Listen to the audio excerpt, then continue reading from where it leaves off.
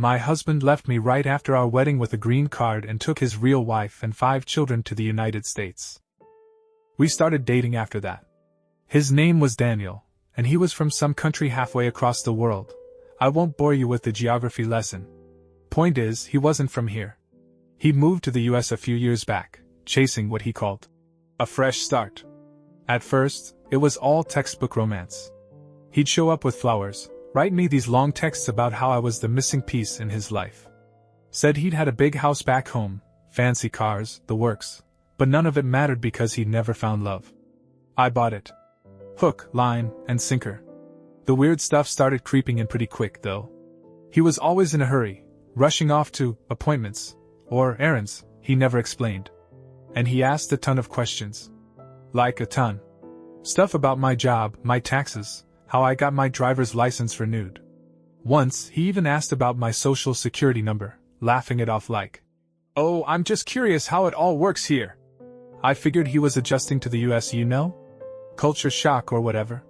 He'd been here a while, but he played the clueless immigrant card hard. I didn't mind. I liked helping him. Made me feel useful. After we started dating, things moved fast. Daniel was always around, texting me good morning, showing up at my place with takeout.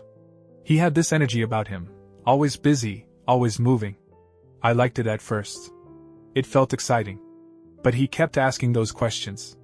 He wanted to know about my bank account, my lease, how I paid my bills. He'd say it was because he didn't understand the system here. Back home, everything is different. He'd tell me. I believed him. I explained things, how credit cards work, what a W-2 is, all of it. He listened, nodded, took it in. He didn't have a job. That was another thing. He said he hadn't acclimated yet. The US was too new, too confusing. He'd get around to it eventually, he promised. Meanwhile, I paid for everything. Dinner? My card. Gas for his beat-up car? My cash. I didn't mind at first. I make decent money at my office job, and he always thanked me. Said I was generous, special. I liked hearing that. But there were moments that stuck with me. He'd leave the room to take phone calls, speaking in his native language. I don't speak it, so I had no idea what he was saying. He'd come back looking tense, then brush it off. And he asked about documents a lot, passports, IDs, green cards. He said he was curious about how it all worked in the US. I'd answer, thinking I was being helpful. Looking back, I should have seen it. The guy was obsessed with paperwork. But I was too caught up in the romance to care. Things got serious after a few months. Daniel started talking about weddings. Not in a pushy way. At first, it was just little comments. He'd say stuff like, "I've always dreamed of a big wedding." Or, "You'd look perfect in a white dress." It was sweet. He'd go on about how he'd never had happiness back home, how I was the one he'd been searching for. He called me his ideal woman. I ate it up. Who wouldn't? The guy was charming, and I'd been single for a while. Hearing that stuff felt good. One night, he took it further.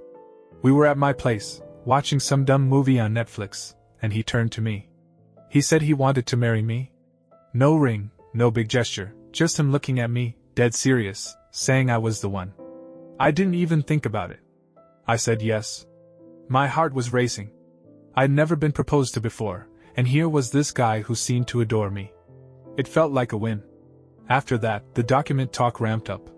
He started asking about marriage licenses, how they worked, what we need to file.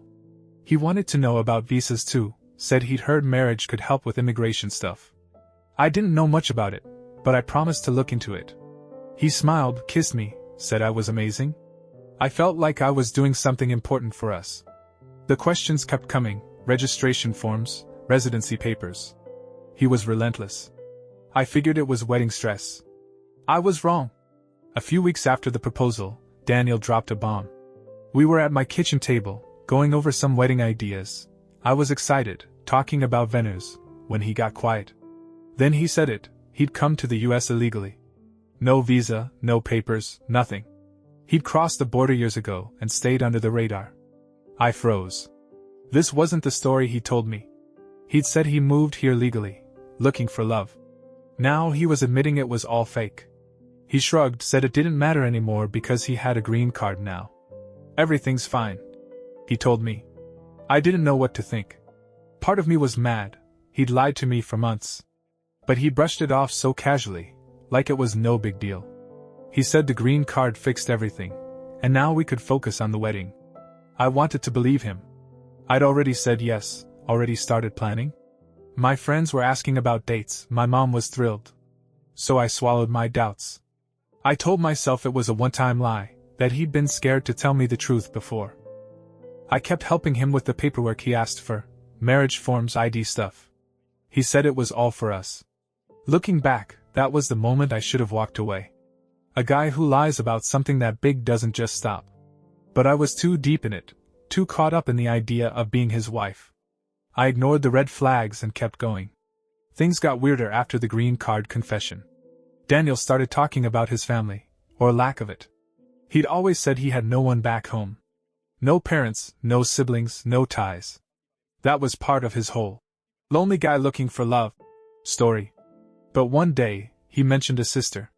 It came up out of nowhere. He was on the phone, pacing my living room, and when he hung up, he said his sister back home needed help. I asked what he meant. He said she had 5 kids and was struggling. 5 kids? I just stared at him.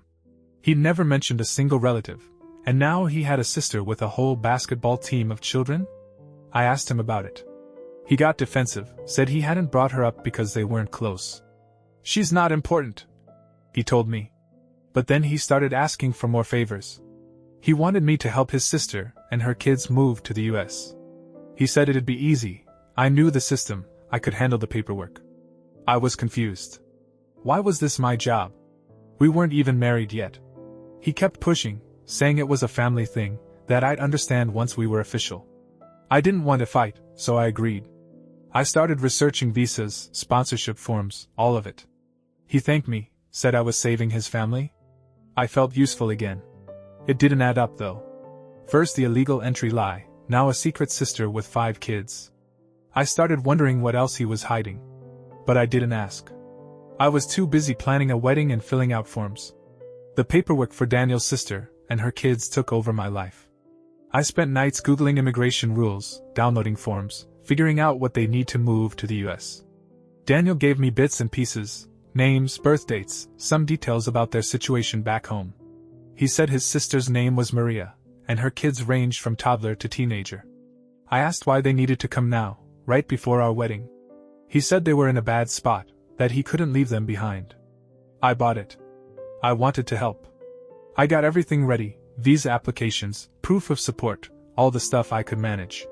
Daniel was grateful, or at least he acted like it. He'd kiss me, say I was the best thing that ever happened to him.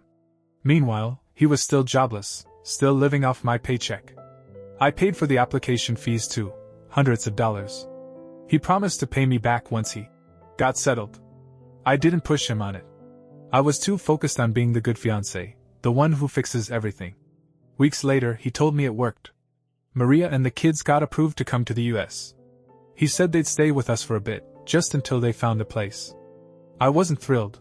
My apartment's small, and I didn't sign up for a full house, but I agreed.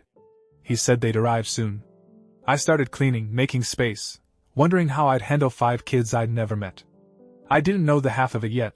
Maria and the kids arrived on a Tuesday. I picked them up from the airport with Daniel. I'd expected some awkward family reunion, maybe a tearful hug between him and his sister.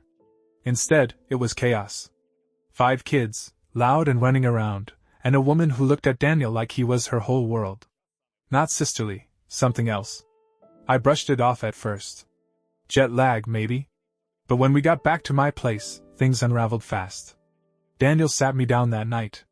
The kids were asleep on my couch, Maria in the spare room. He looked nervous, which wasn't like him.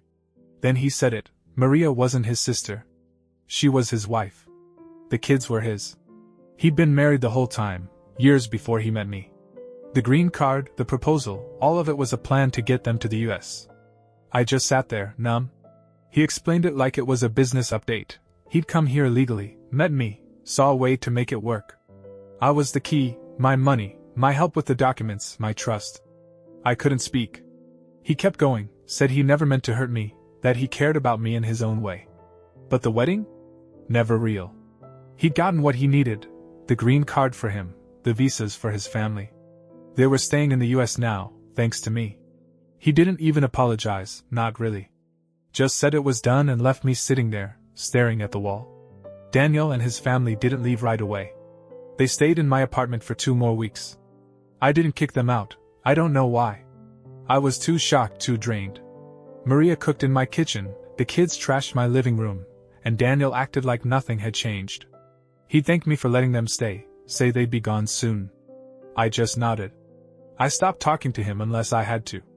My place wasn't mine anymore, it was theirs.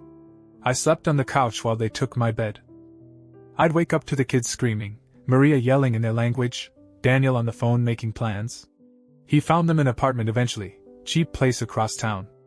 I didn't ask how he paid for it. Probably my money, stashed away from all those months I'd covered him. They packed up one morning and left. No goodbye, no note. Just gone. I walked around my empty apartment after, picking up candy wrappers and broken toys. It felt like a crime scene. Work was a blur. I called out sick for days, then dragged myself back. My friends noticed I was off, but I didn't tell them. I couldn't.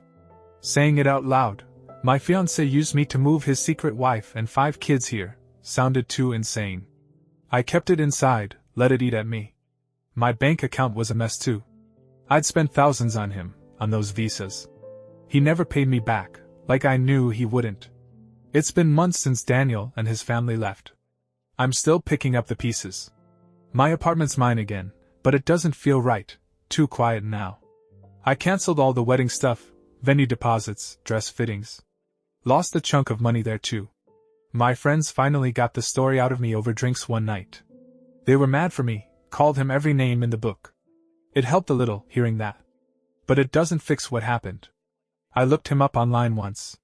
Found a Facebook profile, new, under a slightly different name. Pictures of him, Maria, the kids. They're settled now, living their American life. No trace of me in any of it. I blocked the account and deleted my search history. I don't want to know more. He got what he wanted, a green card, his family here, a fresh start. I was just a stepping stone. I learned a hard lesson. People can seem perfect, romantic, loving, all that, but it's not real if they're hiding something big. I trusted too much, gave too much. Never again. I'm focusing on me now, work, savings, therapy. It's slow, but I'm getting there. Daniel's gone, and I'm left with the bill, literal and emotional. But I survived it. That's what matters.